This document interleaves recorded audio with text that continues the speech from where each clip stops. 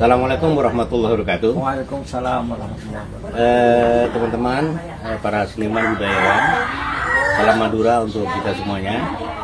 Alhamdulillah pada pagi hari ini saya Safanton WR dari Lontar Madura bertemu bertatap muka dengan salah seorang tokoh seniman, salah seorang tokoh dalang.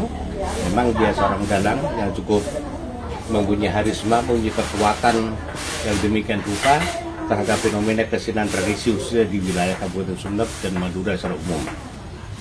Dan kali ini saya ingin bincang-bincang tentang topeng Madura. Kita tahu bahwa topeng Madura atau topeng dalang Madura itu sudah besar kontribusi terhadap perkembangan kesenian di wilayah Nusantara.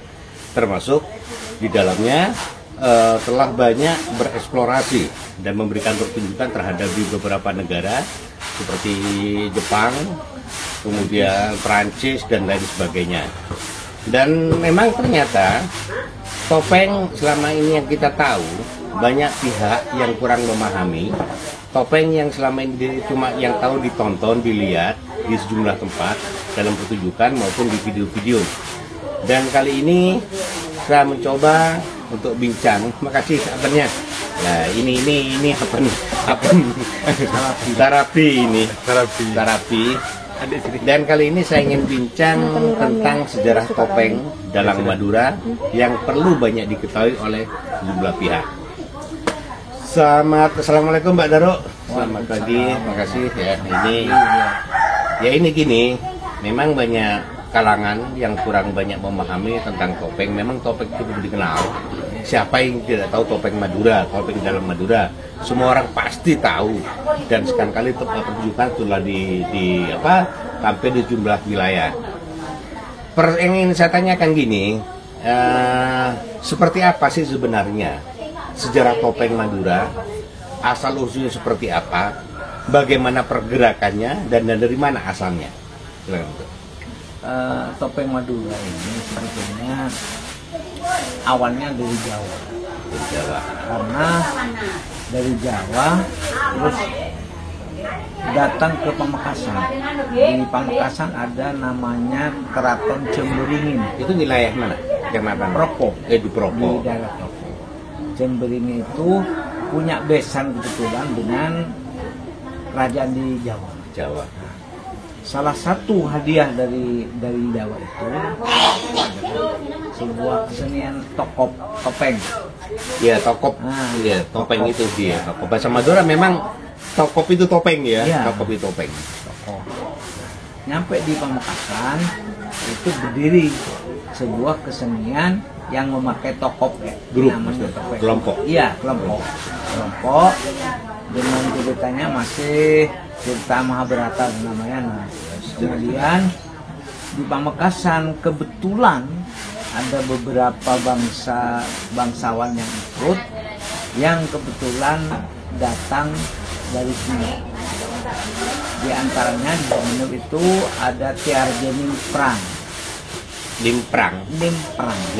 Ya. Tiarjening Prang, kemudian ada Akung Kerteh. Itu di antaranya dua itu yang kemudian di Pamekasan sendiri juga itu tidak berkembang, cuma ada sisanya sekarang topeng ketak. Iya, yang selama ini berkembang di Pamekasan.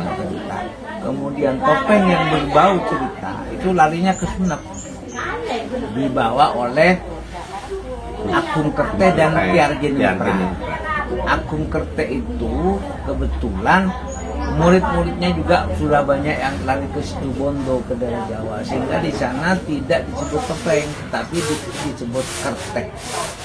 Dari Situbondo bukan topeng tapi kerteh. Karena yang membina awalnya itu dari Akung Kerteh. Kalau di Sumeneb itu dilanjutkan oleh Tiarjening Prang. Tiarjening Prang itu melanjutkan topeng yang di kelompok daerah Pinggir Papas, daerah timur. Kita pas ini daerah wilayah Kalianget, tapi agak mengarah ke selatan, ke selatan, barat selatan. Karena biasanya tempat-tempat produksi garam. Ya, di sana. Sehingga gerak-gerak topeng itu menurut ceritanya itu banyak diambil dari orang yang sedang garam. Oh, sedang memproduksi bekerja di kegaraman itu kan? Gerak kakinya terutama katanya, gerakan kakinya yang betul agak loncat itu seperti orang yang sedang mengerjakan produk garam. Kemudian lari ke Kaliangat sampai berdiri sama Agung Taharun, yang daerah Kaliangat, yang daerah Gapura Agung Taharun. Kalau yang di pinggir Wapas itu Arjen Perang. Kemudian di daerah pedesaan, karena di sana sudah ada pinggiran, pinggiran yang ada bangsawannya, dari keraton itu timbul topeng.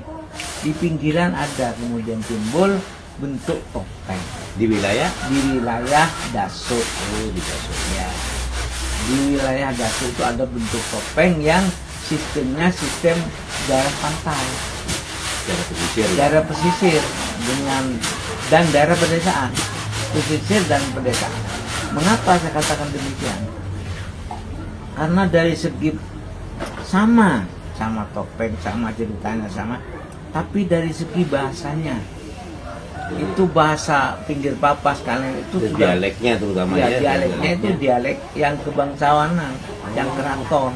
Tapi yang Selopeng itu kerakyatan, murni kerakyatan. Karena di Selopeng itu walaupun ada raja, masih ada dalang mengatakan, wah kurang ajar, pada bentekos, mata mate. Jadi desa benar. Iya.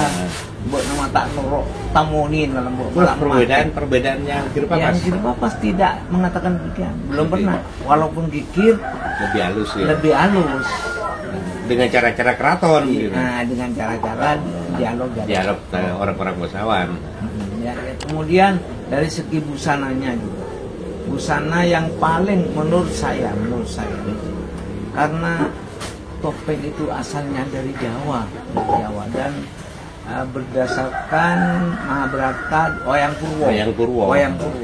Yang pinggir Papas itu tokopnya yang dipakai adalah tokop model Wayang Purwo. Jadi tidak berbentuk manusia. Jadi sebagai simbol Wayang Purwo. Wayang kulit. Tapi gimana model topengnya? Memang gerakan tubuh itu manusia tetap orang. Iya. Topengnya manusia, tidak pipih, tapi bentuk hidungnya, bentuk siungnya, giginya, itu karakternya Wayang Purwo. Tapi kalau Kaliangat sudah manusia. Sudah menggeser. Apalagi Selopeng. Sudah indah sekali, sangat indah. Jadi begini, penggeseran dari Girpapas kemudian kalian langsung Kaliangat atau langsung ke wilayah itu saya tidak belum ada gambaran, bisa menggambarkan karena di Selopeng ya sudah lama, tetapi dari bentuk fisiknya itu pasti saya berani yang pinggir Papas yang lebih kuat, lebih awal. Kemudian busana juga yang pinggir Papas hampir sama dengan Selopeng. Oh, jadi busana seperti yang dikenakan busana sekarang ini. Ada apa memang banyak perubahan? Banyak kan? Oh, banyak perubahan ya. Di Selopeng itu karena simbolnya pedesaan, simbolnya di desa, karakter desa. Warnanya begitu. Sehingga warnanya selain merah hitam atau hijau pupus ya. Kemudian ornamen dalam perbedaan rapeknya. Rapek yang dipakai karena wajib itu lain. Kalau di Kaliangat rata seperti Jawa, tapi kalau di Selopeng seperti pelisai, seperti pedang, cok repung. Nah ini Madura juga pakai cok repung. Nah, bentuk-bentuk cok repung Madura. Kemudian lukisannya, kalau di Kaliangat dalam pinggir Papas tuh lukisannya pasti flora fauna. Iya, tentang alam binatang. Harimau, burung, bintang. Tapi Selopengnya tentang ukiran. Oh, masih pada ukiran alam. Sudah alam. Masih alam secara utuh ya, gambaran alam. Gunung, pohon-pohonan, udah. Ukiran. Iya, maksudnya ukiran mengarah ke sana ya. Ukiran alam itu Selopeng semuanya. Dan kalau kalian pasti tuh, kalau tidak burung, ada harimau, ada pohon, itu flora fauna. Kalau yang kalian kemarin. Berarti pengaruh-pengaruh itu terhadap ke arsitektur di wilayah keraton itu sendiri ada hubungan dengan itu berarti kan. Terus ira-ira apa mahkotanya itu lain. Kalau yang kalian lihat bentuknya sudah wayang kulit, bentuknya sudah tinggi. Jadi mahkotanya tinggi. Kalau di Solopeng sudah indah.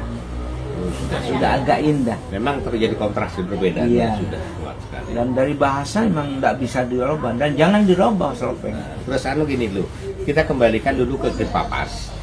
Sekarang fenomena yang berkembang yang terjadi setelah Girpapas merupakan satu awal ya perpindahan dari Menurut Jawa. Saya, awal, awal itu perkembangan seperti apa kehidupan topeng di sana setelah itu?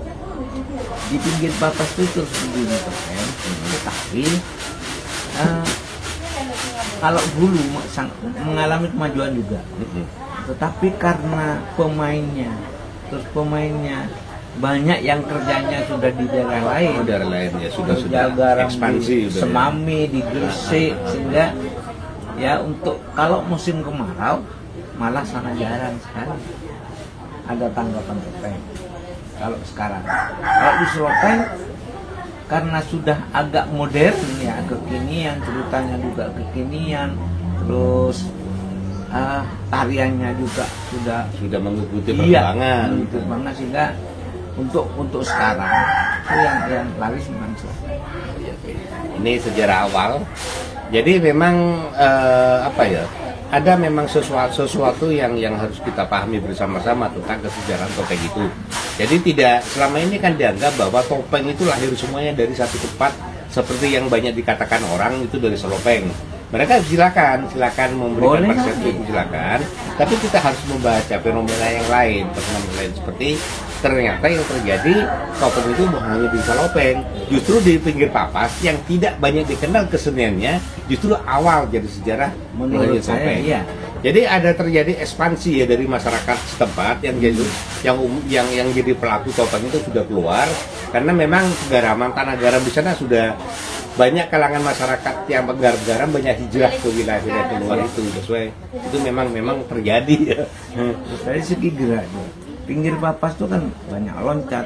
Menurut ceritanya itu adalah salah satu gerak dari pekerja garam itu yang loncat. Itu jadi karakter dari gestur para kalau pemain. Di Solopeng itu banyak gerak pencak silat. Dan itu banyak gerak pencak silat yang dipakai, yang diperindah sehingga dari bentuk karakter geraknya sudah sangat lain. Iya. Sekarang tadi disebutkan sampai ekspansi ke Situbondo, salah satu bentuk salah satu. Situbondo fenomenanya berkembang seperti apa sekarang? Kalau fenomena Situbondo saya lihat masih banyak. Apakah ada kemiripan dalam satu permainan dan pertunjukan? Dari busana sudah lain. Lain sudah sesuai dengan wilayah sana. Tokoh sudah lain. Terus tariannya juga lain. Ya, di sana Situbondo kan Pandalungan. Ya, sudah ada. Ada di Jawa, ada sesuai dari Bali. Ya. Itu sudah lepas Kecuali belakangan ini daerah Banyuwangi itu persis Solopeng karena ada orang Solopeng di sana. Memang gitulah, memang kesenian tidak bisa berkembang hidup sendiri. Memang ada pengaruh pihak satu dengan pihak lain, daerah satu dengan lain, dan itu berlaku untuk semua kesenian sebenarnya, terutama kesenian tradisional. Itu pasti itu kita tidak akan bisa mempertahankan secara ego bahwa ini dari sini. Ya. Saya tidak berani karena saya ikut orang Solopeng, saya ikut kesenian Solopeng itu tahunan, hampir 7 tahun. Di pinggir Papas ikut 2 tahun. Saya ikut di daerah Gapura, versi Gapura, ikut 6 tahun kan di versi Gapura. Sehingga agak ngerti sedikit ini gimana bagaimana. Memang ini Pak Daru ini memang dia sebenarnya seorang motivator. Hampir memang seluruh kesenian topeng ya dia datangi, dia motivasi dan sebagainya, tapi tetap dengan syarat mereka masih mempertahankan dari karakter masing-masing, meskipun tidak akan memaksakan karakter seperti keinginan Pak Daru. Saya sarankan harus bertahan. Solopeng jangan andai kata Surabaya jangan sampai menghilangkan janjoknya. Iya, harus jangan itu sudah bahasa. Jadi memang keunikan dan keunggulan dari sebuah karakter akan membaca di tingkat kedaerahannya. Sekarang Pak Daro, ini kayaknya sudah fenomena sekarang terjadi seperti apa sih? Sekarang ini para pemain pelaku topeng, kelompok topeng sudah kayaknya mengalami satu pasang surut ya. Meskipun pastilah itu pasti karena pengaruh teknologi, pengaruh kehidupan masyarakat, sosialnya dan sebagainya, akhirnya berdampak pada para pemain topeng itu sendiri. Sekarang seperti apa sekarang terjadi topeng sekarang ini? Kalau topeng sekarang saya tidak bercerita tentang COVID ya. Ya, lepas dari COVID ya, kita ada kaitan dengan itu. Topeng itu menurut saya masa-masa sekarang sudah mulai diminati oleh masyarakat, tapi dengan catatan masyarakat di luar perkotaan. Kalau di daerah pedesaan itu sudah kembali lagi ke topeng, sudah kembali, jadi tidak kesana lagi, kembali lagi ke topeng. Karena setelah saya teliti di mana-mana, orang punya hajat lebih enak anggap. Iya. Orang punya ini nanggap. Kenapa? Saya cari itu kenapa orang kok kembali lagi ke topeng. Yang pertama, keamanan terjamin. Jadi jarang ada tawuran di topeng, jarang. Ya memang topeng, penonton topeng tidak ada gerakan dari penonton kan. Semua fokus pada satu pertunjukan itu. Memang kalau memang ini masih terakhir era terakhir ini agak sedikit mendingan dibandingkan mungkin periode 5 tahun yang lalu. Kalau kita masuknya teknologi musik modern pedesaan, akhirnya mereka ada perubahan paradigma. Tapi kemungkinan sekarang ini masyarakat pedesaan sudah berubah, sudah berpikir lebih kreatif dan mungkin kejenuhan melihat menonton satu pertunjukan yang modern itu. Tapi sekarang alhamdulillah sekarang topeng sudah memberikan kontribusi kuat lagi terhadap fenomena di masyarakat. Dan buktinya lagi sudah banyak bermunculan organisasi topeng yang baru. Ya, dari generasi ya. Iya, generasi yang anak-anak. Kemudian yang kedua keuntungannya setelah satu menangkap topeng itu ada 2 hajat yang bisa dilampaui. Yang pertama hiburan, yang kedua niat, rokat. Ya itu yang dua keuntungan yang sangat diharapkan masyarakat. Keuntungan yang terakhir, rata-rata nanggap topeng semalam itu lebih puas. Ya. Kemudian orang yang nanggap kalau punya hajat, biasanya sekarang perutnya besar. Jarang orang punya hajat kalau di desa ya, tidak punya gedung. Jarang orang punya hajat ditaruh di halaman rumahnya, jarang.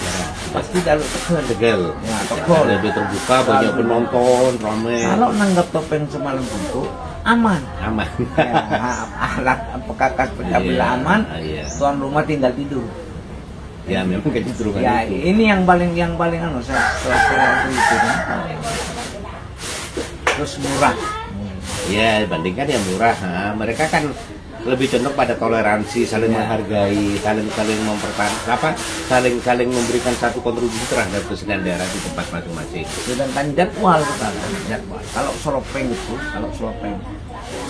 bulan yang akan datang itu sudah datang. Ya mudah-mudahanlah ke depannya topeng ini bukan sekedar untuk jadikan catatan-catatan saja, memang ada jadi gerakan-gerakan kehidupan kebudayaan masyarakat, bukan hanya kepentingan bagaimana masyarakat bisa menikmati hiburan, tapi ada sesuatu yang dihasilkan dari pertunjukan itu. Yang jelas pendidikan moral, pendidikan motivasi untuk memiliki hidup yang lebih ini kan biasanya nuansanya ke sana. Terus harapan ke depan gimana topeng ke depan ini? Saya mohon itu ada dari pihak pemerintah, terutama pemerintah dan siapa yang punya kepentingan, itu topeng hendaknya selalu dibuat tampilan di mana-mana ada kesempatan. Ada ruang untuk ada ruang untuk tampil. Sehingga topeng itu bisa bermunculan dan bisa membuat inisiatif baru. Karena topeng sekarang sudah pakai menghilang, sudah bisa terbang, sudah bisa. Iya, bisa. Karena teknologi yang bisa dilakukan. Seperti itu. Kemudian bagi pengrajin pengrajin topeng dia juga punya pekerjaan. Kalau pesanan sudah penuh sekarang. Dan satu hal lagi yang saya pikirkan, pada prinsipnya sebetulnya topeng itu bukan yang dipakai. Oh iya ini perlu dijelaskan. Topeng itu Topeng kalau di Madura adalah sebuah organisasi. Iya. Iya, bentuk organisasi pertunjukan tradisional. Bukan topong itu. Itu namanya tokop.